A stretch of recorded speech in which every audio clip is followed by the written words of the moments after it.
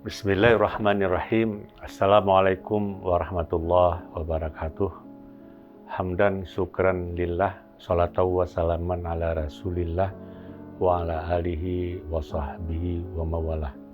Hamba Allah yang mulia, sampai ketemu kembali dalam event saat ini, khususnya generasi humanis yang amat saya banggakan. Di dalam aktivitas hari-hari kita sebenarnya berada dalam ruang, waktu dan tempat, ya, dan tanpa terasa kita lampaui detik, menit, jam, hari, kemudian seminggu, sebulan, setahun, ya. Kita bersepakat menyebutnya ada hari baru bagi orang-orang tertentu, bulan baru yang punya kenangan, demikian juga tahun baru. Tentu hal yang paling urgen adalah bagaimana kita mengisi kehidupan ini dengan dinamika yang berada kepada tataran perubahan. Tanpa perubahan-perubahan, maka kehidupan kita itu akan stagnan. Oleh karenanya, kita isilah ya kepada perubahan-perubahan yang lebih baik, ya. Karena kalau hari ini, hari yang kita lalui ini, itu tidak ada perubahan dari hari kemarin yang telah kita jalani, maka kita adalah sangat tidak beruntung, sangat tidak bijak. Oleh karenanya, tanpa terasa juga kita akan selalu disibukkan oleh ragam aktivitas. Semua profesi yang kita miliki, kita itu akan disibukkan dengan ragam aktivitas. Ada mutiara hikmah yang menyebutkan bahwa ijastaghalan nasu bi kasratil a'mal wastaghilu antum bi ihsanil a'mal. Jadi ketika orang-orang disibukkan dengan banyak aktivitas, dengan berbagai ragam aktivitas, hendaknya Anda itu berada pada posisi untuk memperbaiki amalan ataupun aktivitas. Jadi di mana-mana orang aktif, ya, bekerja, beramal, beribadah, sibuk dengan itu. Tapi bagi seorang yang bijak, hendaknya ia harus menyibukkan diri dengan amal, memperbaiki amal-amalan itu untuk kesempurnaan. Itulah tugas kita yang amat penting, ya. Demikian juga di dalam urusan-urusan kewajiban agama misalnya. Wa izastaqalan nasu bi fi'lil faraid wastaghilu antum bi itimamil faraid. Jadi itu ketika orang wa izastaghalan nasu bi fi'lil faraid, ketika orang disibukkan dengan kewajiban-kewajiban agama, wastaghilu antum bi itimamil faraid, Anda hendaknya menyibukkan diri menyempurnakan kewajiban-kewajiban agama itu. Ini bisa dipahami bahwa kita itu dituntut tiap saat mengevaluasi, ya, kewajiban-kewajiban kita dalam berislam. Misalnya yang menyangkut dengan ibadah personal, yaitu sholat misalnya.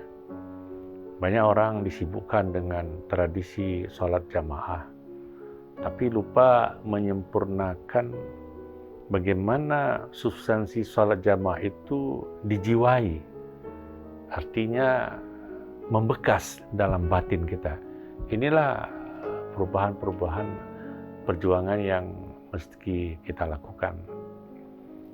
Sudahkah di dalam aktivitas kewajiban agama, di dalam sholat misalnya, seluruh ucapan atau bacaan, seluruh perkataan atau aktivitas di dalam sholat itu menyatu dalam batin ini? Jika belum, itu sangat rugi sekali. Apa yang kita ucapkan? Misalnya kita ucapkan surat Al-Fatihah. Bismillahirrahmanirrahim. Alhamdulillahi Rabbil Alamin. Ar-Rahmanir Rahim. Maliki Yaumiddin. iyyaka na'budu wa iyyaka nasta'in, ihdinas siratal mustaqim, siratal ladzina an'amta 'alaihim, ghairil maghdubi 'alaihim waladdallin. Amin. Itu kalau kita buat kalkulasi 1 kali 24 jam itu 17 kali kita sebutkan. Karena tanpa mengucapkan Fatihah maka tidak benar sholatnya. Nah, bagaimana kita itmamkan, kita sempurnakan itu bacaan, bukan hanya sekedar baca, fasih membacanya, panjang pendeknya, tetapi juga memahami pesan daripada surah itu. Jadi pesannya itu masuk dalam otak kita, masuk dalam nurani kita, masuk dalam batin kita, menjadi gairah kehidupan kita. Itulah yang dimaksudkan. Tapi kalau selama ini hanya kita baca tanpa membawa bekas di dalam batin, tanpa membawa bekas dalam kita bersikap, ya maka kita masih kurang value di dalam aktivitas beribadah tersebut. Oleh karenanya, jika orang sibuk ya untuk memperbanyak kewajiban-kewajiban agama, ya kita tidak hanya sebatas sibuk memperbanyak kewajiban-kewajiban itu, tapi hendaknya menyempurnakan kewajiban-kewajiban itu. Itu yang ibadah personal. Ibadah yang sifatnya menyangkut dengan orang lain. Hidup ini adalah tahun tolong menolong. Memang diperintahkan kita itu untuk tolong menolong dalam urusan kebaikan dan ketakwaan, bukan tolong menolong dalam urusan dosa dan permusuhan. Jadi dalam konteks transpersonal kemanusiaan, ya instrumen keislaman misalnya menyuruh kita untuk memperbanyak sedekah, ya menolong orang lain, membebaskan orang lain dari kesulitan, membebaskan orang lain dari kebodohan, memberikan nutrisi moral, nutrisi batin, nutrisi pemahaman, pengetahuan kepada orang, itu adalah sangat baik, dan itu pekerjaan orang-orang bijak. Tapi jangan dinodai, ya pertolongan yang kita berikan kepada orang lain itu dengan cara menyebutkannya di mana-mana. Itu berbahaya loh kalau sampai orang yang kita tolong itu terlukai hatinya karena kita sebutkan di mana-mana. Itu gugur nilai daripada apa yang kita tolong atau sesuatu yang kita sedekahkan, apakah sedekah ilmu, sedekah waktu, sedekah profesi, atau memang sedekah memberikan uang, ya, yang sifatnya memang membantu orang lain. Oleh karena jangan pernah sesekali Anda menyebutkan apa yang telah Anda bantu. Wah, Polan itu kalau nggak saya bantu dia nggak seperti ini. Dulu tuh kan bla bla bla bla misalnya. Nah ini tidak baik. Jadi jangan karena kita itu merasa orang yang inspiratif dengan nilai-nilai menolong antar sesama, tapi dilukai dengan menyebutkan. Itu gugur pahalanya. Disebutkan oleh Rasulullah, ibarat batu. Di batu itu ada debu ditimpa oleh air. Jadi hilang debu itu, tidak ada sedikit pun tinggal di batu itu. Jadi pahalanya akan jadi sirna. Jadi ini bagaimana? Oleh karenanya marilah ya ketika orang sibuk melakukan kewajiban-kewajiban agama, maka sibukkanlah diri kita untuk menyempurnakan kewajiban-kewajiban itu. Kemudian satu hal lagi, wa idza staghalan nasu bi islahid dunya wastaghilu antum bi islahil akhirah.